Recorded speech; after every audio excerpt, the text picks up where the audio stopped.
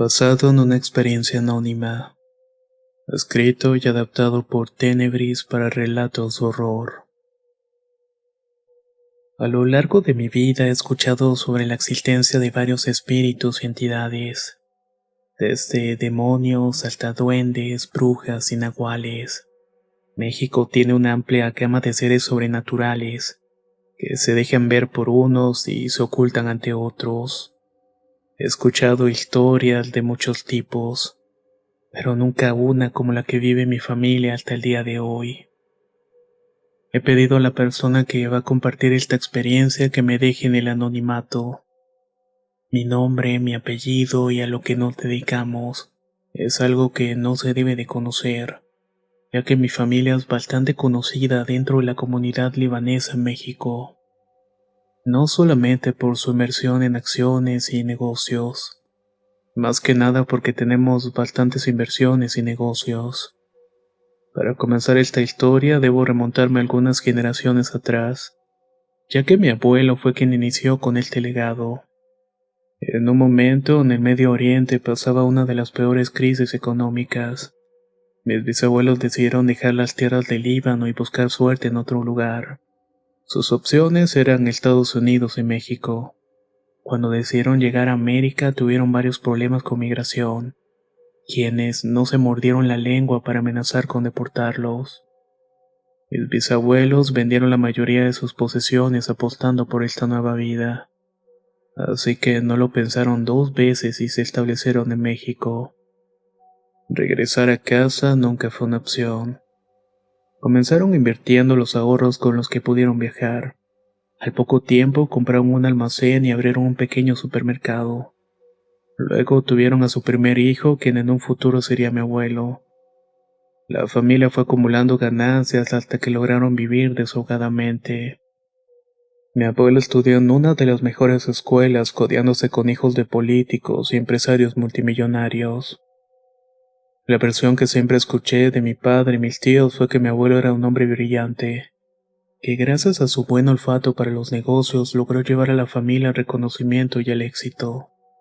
Supo dónde y cómo invertir, con quién relacionarse y a quién hacerle favores para posicionarse como uno de los hombres más ricos del país. No sé en qué momento su suerte cambió. Yo, su último nieto, no tuve la oportunidad de conocerlo. Lo que sí sé es que el destino de nuestra familia fue otro luego de su muerte. Tanto mi padre como mis tíos, sus herederos, nunca supieron cómo manejar el legado, y además hubo divisiones entre ellos. Mi papá sacó adelante su parte apoyado siempre de mi mamá, que aunque tenía una posesión más alta que la de mi padre, no le importó vivir más moderadamente. Ante los ojos de los demás, mi familia seguía siendo poderosa e influyente. Mucho de esto fue gracias a que siempre hemos sabido cubrir las apariencias. Ya no íbamos al club ni jugábamos golf. Tampoco hacíamos viajes a Europa para pasar el fin de semana. Pero sabíamos meter excusas que nadie se atrevía a cuestionarnos. Mis padres tuvieron dos hijos, mi hermano mayor y yo. Cuando yo nací, mi abuelo ya había fallecido y nunca pude hablar con él ni saber cómo fue que hizo su fortuna. Muchas veces le pregunté a mi papá si el abuelo no le dejó algún escrito donde relataba los secretos de su éxito, si acaso se trataba de cálculos matemáticos, habilidades sociales o algo.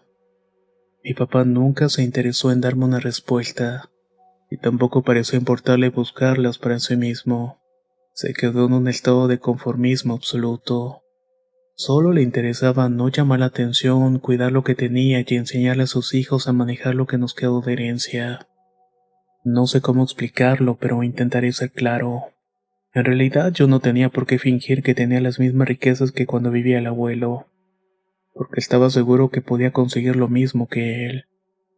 Tenía que existir algo, algún secreto, alguna estrategia que me llevara a la cima del mundo, como mi abuelo en los años 60 cuando se posicionó como uno de los mejores empresarios del país. Al cumplir los 29 años me enamoré. Nunca en mi vida me interesó la vida del matrimonio, pero conocí a la mujer que quería como compañera de vida. Como mi papá seguía manejando su parte de la empresa, caí en cuenta que no tenía nada propio, y tampoco tenía nada para ofrecerle a Miriam, mi mujer.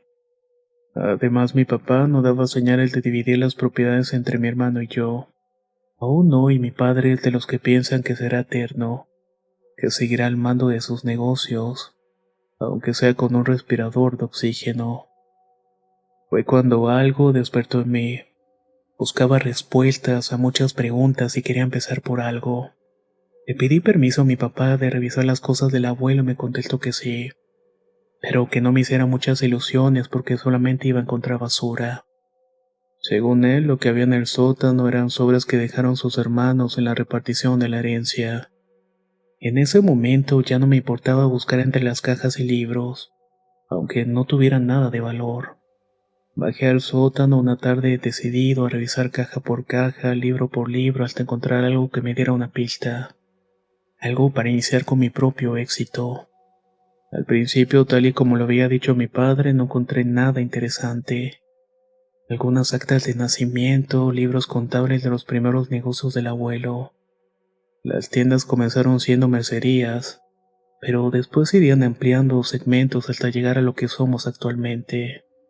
Tenía el presentimiento de que no debía detenerme. Seguí revisando todos los libros, pero en realidad no encontré mucho. Luego vi unas cajas con ropa del abuelo. Aunque eran otras épocas, no tenía duda que fue un hombre con buen gusto. Definitivamente era más grueso que yo. Lo comprobé cuando quise medirme un sherwal. Si no le suena, el sherwal es una prenda típica de los libaneses. Creo que mi abuelo estuvo más cerca de sus raíces que sus hijos y nietos. Ahí fue cuando noté algo entre las bolsas del pantalón. Metí la mano y saqué un pequeño cuaderno forrado en piel vacuna. Tenía las hojas amarillas por los años, pero lo que estaba escrito en las páginas se veía claramente. La curiosidad me llevó a leerlo desde el principio y se trataba de un diario que mi abuelo comenzó a escribir cuando tenía 27. No quiero contar su historia por él, así que me tomé la molestia de transcribir parte de este diario. Resumí algunos acontecimientos más importantes, así que a partir de ahora escucharon lo escrito en el diario de su juventud.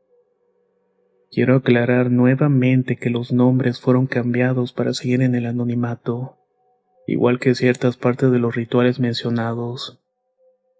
No lo intenten como se menciona, ya que está incompleto y no va a funcionarles. Sin más que agregar, doy inicio con la historia.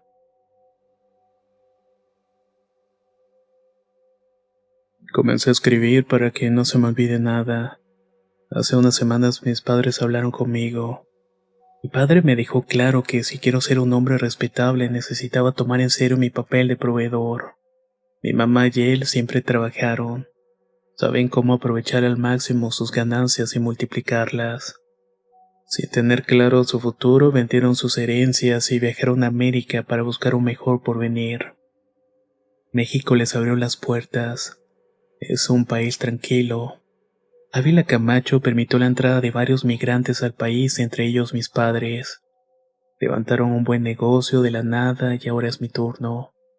Tengo que pensar en algo para hacer que nuestra herencia crezca. El otro día estuve hablando con Farid y Hassan, mis dos mejores amigos que también tienen ancestros libaneses. Ellos, igual que yo, no conocieron esas tierras y planeamos ir en búsqueda de nuestras raíces. Queremos empezar una empresa de exportación. Vamos a ver si nos arriesgamos por las telas, el aceite de oliva o el tabaco. Mis padres estuvieron de acuerdo y nos dijeron dónde nos podíamos quedar en Beirut cuando aterrizáramos. Este mismo señor nos ayudará a conectar con algunos comerciantes de la zona. El señor con el que nos vamos a ver se llama Bajir. Es un buen amigo de mi papá a pesar de la distancia. Estoy muy emocionado porque pisaré la misma tierra que mis ancestros. Voy a aprender todo lo que pueda para demostrarle a mis papás que también soy un hombre honorable.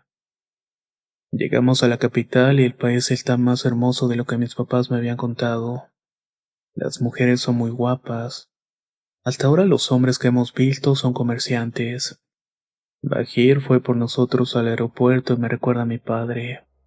Nosotros tres hablamos libanés y podemos comunicarnos perfectamente. Ojalá mis hijos también hablen esta lengua. Mi papá nunca me contó gran cosa de Bajir, solo que fueron amigos desde pequeños y cuando se casó con mi madre se distanciaron un poco. Pero resulta que este señor es millonario. Tiene varios empleados que tienen su casa. Parece un palacio como el que aparece en las mil y una noches.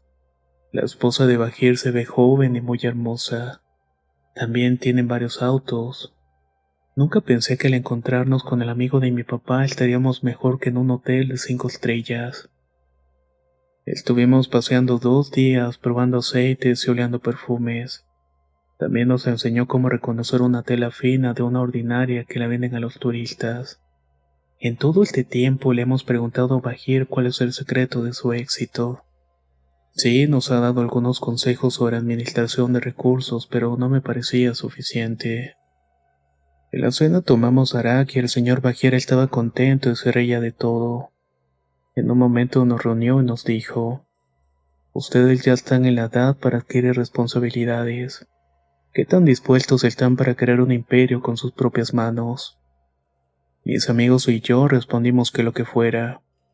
Entonces el señor Bajir comenzó a contarnos una historia, la historia más loca que había escuchado.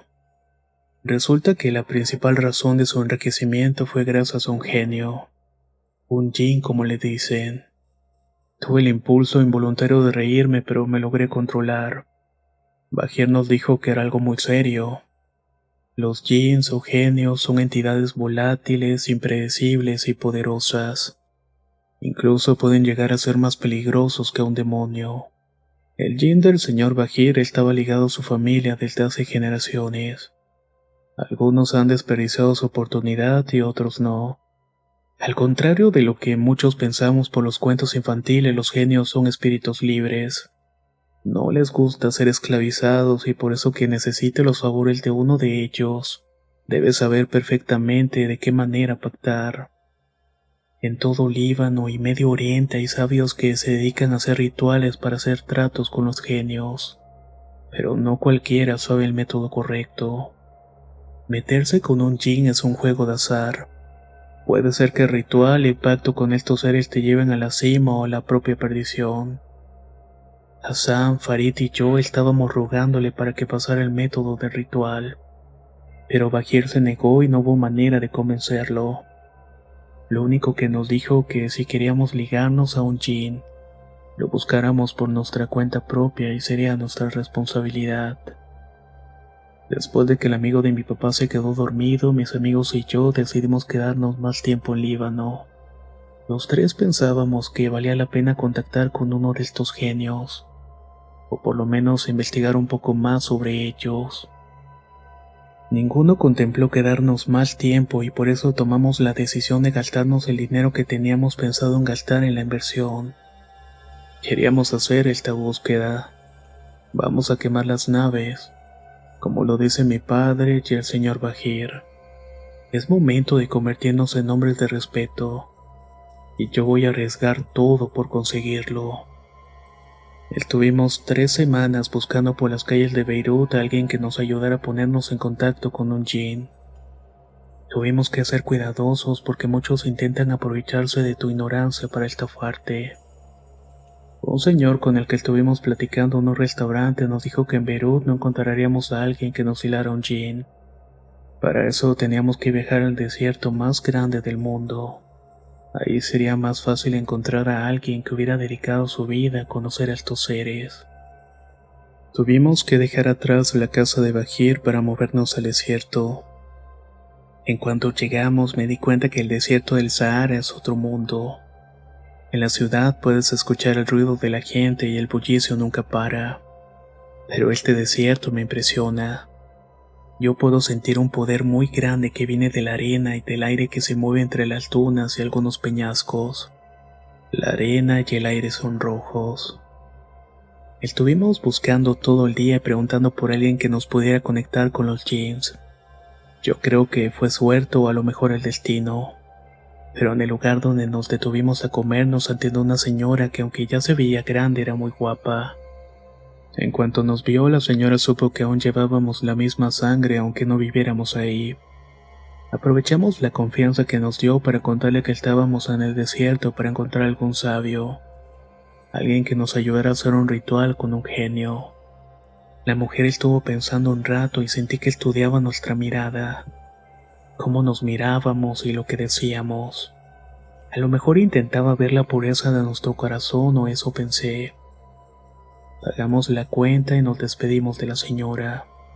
Estábamos por salir del negocio cuando nos alcanzó para decirnos que conocía a alguien que podía hacer un ritual para atraer a un genio. Nos señaló y sin perder más tiempo fuimos. El hombre que nos recibió ya estaba entrando a los 70. Tenía una mirada profunda y su actitud me pareció cortante. A mí no me importaban las trabas que nos pusiera el destino. No me iba a ir del país de mis ancestros sin llevarme un aliado. Lo primero que el señor nos dijo fue que hacer contacto con un genio no era cosa de juego. Volvió a repetirnos algunas cosas que habíamos escuchado por la boca del señor Bajir. Los genios son seres libres que pueden quedarse al cuidado de una familia según sea el pacto. También hay 4 tipos de genios: los de tierra, los de aire, los de fuego y los de agua. El señor nos preguntó qué era lo que estábamos buscando. Los 3 respondimos a nuestra manera que queríamos construir nuestro propio imperio en México, ganar la suficiente riqueza para disfrutar las mejores cosas de la vida, dejar un legado que haga sentir orgulloso nuestro linaje. En todo el tiempo que estuvimos hablando, el hombre no dejó de vernos con esos ojos tan negros y penetrantes. Esto es algo que no le dije a Hassan ni a Farid, pero de repente me llegó la idea de que este señor se veía muy raro, como si hubiera algo que no era natural en él. No le tomé importancia y los 3 estuvimos de acuerdo en seguir el paso del ritual. Queríamos hacer el contacto con el Jinn. El señor nos dio la cantidad que debíamos pagar por el ritual y nos dimos cuenta que ni de chiste podíamos pagarla. Le preguntamos por qué era tan caro y nos contestó que eso sería poco para la fortuna que nos llegaría después. Además, los cambios de vida cuestan y cuesta mucho. Mi ánimo ya se venía abajo y también el de Farid. Hassan estaba contando su dinero para ver si le alcanzaba. Yo sabía de antemano que no tenía el dinero suficiente, pero él seguía contando. El señor de los ojos penetrantes se levantó y salió del cuarto donde nos estaba atendiendo sin decirnos a dónde iba o por qué se paraba. Entonces Hassan nos dijo en español que si le prestábamos dinero podía completar para el ritual. La idea era que él hiciera su invocación y después nos dijera paso a paso cómo traer un genio para completar el nuestro. A Farid y a mí nos pareció una buena idea y se lo prestamos. El señor apareció de nuevo y nos dijo que sí ya habíamos decidido. Hassan le dio el dinero y el señor nos sacó para que ellos hicieran el ritual. Mi amigo Farid y yo estuvimos buscando algún lugar donde hospedarnos y que estuviera bien. La mayoría de las casas en el desierto estaban muy deterioradas por el clima. Encontramos cualquier lugar y estuvimos ahí esperando a que terminara el ritual de mi gran amigo. Hoy por la tarde llegó Hassan. Estuvo día y medio con el señor que contacta a los jinns. En cuanto lo vi supe que el ritual había funcionado. Farid y yo estábamos ansiosos por saber todo lo que había pasado, pero mi amigo solamente se acostó en la cama. Despertó unas horas después y tenía los ojos muy abiertos. Me acordé cuando probamos unos cuadros en la universidad que te hacen alucinar. Le pregunté si necesitaba ir a un doctor, pero él no escuchaba. Farid estaba desesperado y comenzó a sacudirlo para que reaccionara. Hassan abrió los ojos y nos contestó: lo logré. Él está conmigo. Nos emocionamos mucho de saber que estas historias eran ciertas y que estábamos a un paso de convertirnos en millonarios. En las siguientes páginas anotaré paso a paso cómo invocar un jinn.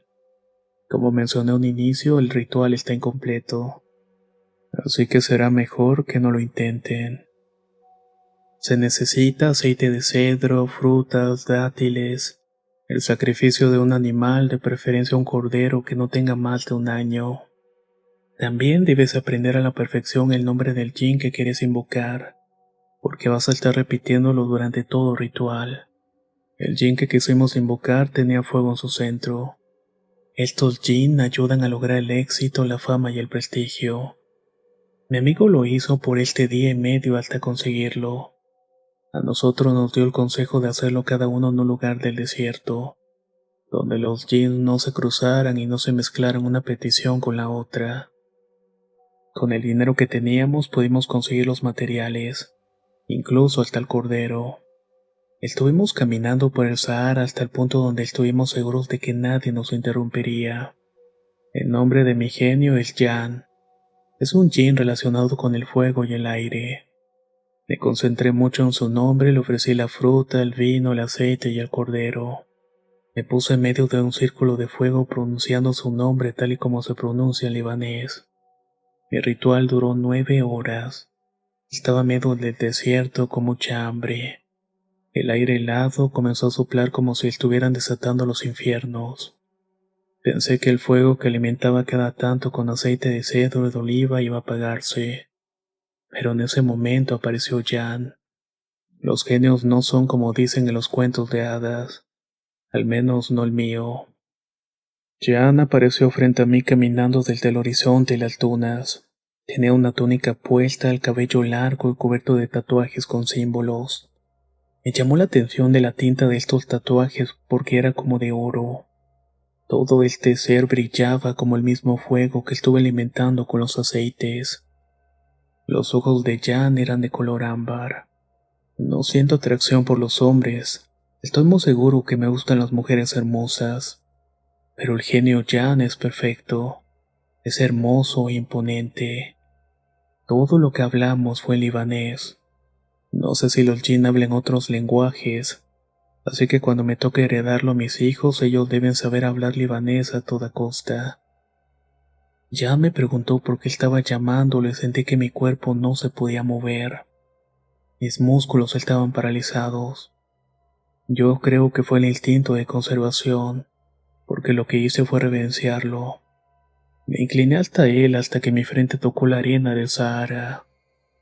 Jan volvió a preguntar por qué lo había llamado. Le respondí que estaba ahí para hacer un pacto con él. Quería que me ayudara a formar un imperio por mí mismo que pudiera pasar por generaciones. Deseaba tener tanto dinero que no hubiera límites para mí. Cuando estuve frente al Jin me di cuenta que no podía mentirle. Necesitaba ser sincero si quería que se quedara conmigo. Entonces le confesé que quería gozar todo lo que el dinero puede ofrecer en el mundo. Viajes, diversión, placer y más tarde, cuando fuera viejo y estuviera a punto de morir, que me diera seguridad y bienestar. Ya no parpadeó. Me veía desde lo alto sin ningún tipo de emoción que reflejara en su cara. Buscaba algo que me diera una pista para ver si había aceptado o me iba a matar. Y entonces recordé que también tenía que decir lo que iba a entregar a cambio. Si él me daba estas ganancias y me ayudaba en mis negocios, a cambio le daría mi fidelidad y mi amistad. Nunca le faltarían ofrendas y sacrificios. Y si en algún momento quería abandonarme, no lo detendría.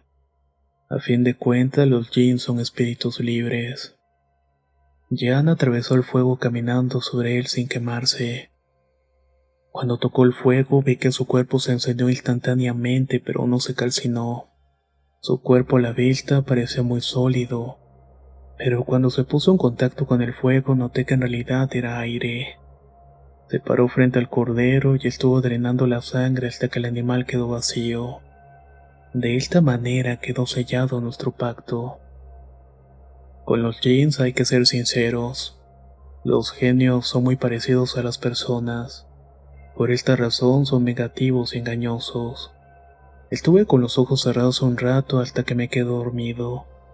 No sé si el genio también drena tu energía, pero me sentía totalmente cansado y me quedé dormido. Cuando abrí los ojos, Hassan estaba sobre mí, histérico y pidiendo que despertara. Lo primero que le dije fue preguntarle si todo fue real y me contestó que corriera del otro lado donde estaba Farid. El sol ya comenzaba a salir y corrimos a donde estaba nuestro amigo. Cuando llegué lo vimos retorciéndose en el suelo entre la arena. Tenía espuma en la boca y los ojos blancos. Lleva 3 horas así, me dijo Hassan. Estuve exigiendo que me contara lo que pasó y Hassan me dijo que no sabía. Me senté a un lado de él y lo agarré para mecerlo en mis brazos esperando que se calmara. Como 40 minutos después, Farid había caído inconsciente. Hassan y yo cargamos a Farid para moverlo lo más rápido posible. Queríamos llegar a la casa del señor Bajir en la capital. Él nos ayudó mucho y mandó traer a un doctor, pero ya era tarde. No había nada que la ciencia pudiera hacer para sanarlo. Hace 2 días que estábamos en la casa de mi amigo de mi padre. Ya hablamos con la familia de Farid para darles la noticia. Le dijimos que tuvo un ataque epiléptico seguido de fiebres provocadas por una bacteria en la comida. Ellos nos mandaron dinero para tomar un buen avión donde pudiéramos trasladarlo sin tanto problema. Mientras arreglaba mis cosas, el señor Bajir vino a mi cuarto. Estos días lo estuve evadiendo porque no quería escuchar lo que iba a decirme. Les dije que tuvieran cuidado. Les dije que era peligroso buscarlos. Le conté todo lo que había pasado y él me escuchó con mucha atención. Me dijo que ya había escuchado de casos parecidos. A los Jinn les gusta atormentar a los hombres. Si tiene la oportunidad de divertirse con uno de ellos, lo hará hasta que llegue a su fin. Lo más probable es que Farid no pronunciara bien el nombre del Jinn. Si llegas a fallar en su sonido, todo se viene abajo. Por esa razón es que los rituales son muy peligrosos. He escuchado que los demonios cristianos los pueden vencer las oraciones, agua bendita y cosas por el estilo. Pero los jinns no hay nada que pueda manejarlos realmente. Son espíritus libres, más antiguos que el demonio Lucifer. Los jinns se crearon con el aliento de Dios creador. Por eso no hay nada que pueda detenerlos. Son voluntad pura. De cualquier manera ya no había nada que hacer. El día de hoy decidí volver a escribir en mi diario. Hace 2 años y medio que volvimos a México de buscar al Jinn. Desde entonces muchas cosas han cambiado. Hassan oficialmente logró internacionalizar su empresa. Está a punto de tener a su primer hijo con su esposa. Yo conocí a una mujer de la cual estoy enamorado y se llama Susana. Es la primera vez que quiero quedarme con una sola mujer. Después de que volvimos del Líbano, el dinero comenzó a llegarnos a manos llenas. Con mi papá llegué a un acuerdo para obtener un pequeño capital que invertí en un negocio que no tiene falla. Con las ganancias le pagué a mi padre, tuve mujeres, coches. Comencé a relacionarme con los empresarios y políticos más ricos de México. Tengo contactos para cualquier favor que necesite. Mi apellido y el de Hassan se conocen en las altas esferas. Cuando nos ven en algún restaurante nos saludan con respeto. Mi papá está orgulloso de mí y de mis buenas decisiones para incrementar los negocios. Tengo todo lo que quiero. Ya no me ha abandonado y he aprendido muchas cosas de él. Por ejemplo, que no le gusta ser ignorado. Todos los días debo hablar con él y cantarle rezos en libanés que él mismo me dictó.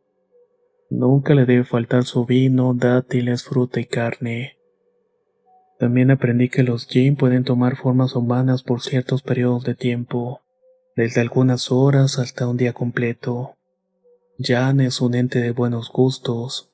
He visto cómo posee algunas mujeres hermosas y luego vuelve a su estado natural. Los jinn pueden mezclarse entre la gente, pero no por mucho tiempo.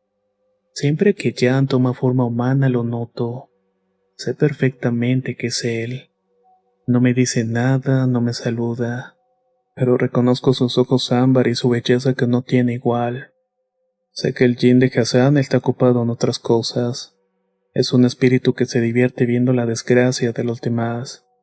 Hassan es más competitivo en los negocios que yo. Si tiene la oportunidad de dejar en bancarrota una pequeña empresa que va iniciando y que puede ser su competencia, la elimina hasta que no queda nada. Hassan y yo nos vemos cada semana para ir a casa de Farid. Nunca volvió a ser el mismo. Se puede mover, camina sin ayuda, pero está como oído de la mente.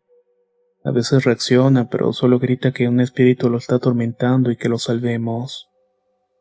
Sus papás, que no son estúpidos, sabemos que estuvimos metidos con espíritus, aunque no saben con cuál. Hassan y yo nos comprometimos a mantenerlo el resto de su vida y también cualquier gasto médico que necesite. Sus papás aceptaron, ya que no solamente se quedaron sin un hijo, sino que sus negocios comenzaron a fracasar. El Jin que lo atormenta quiere acabar con todo.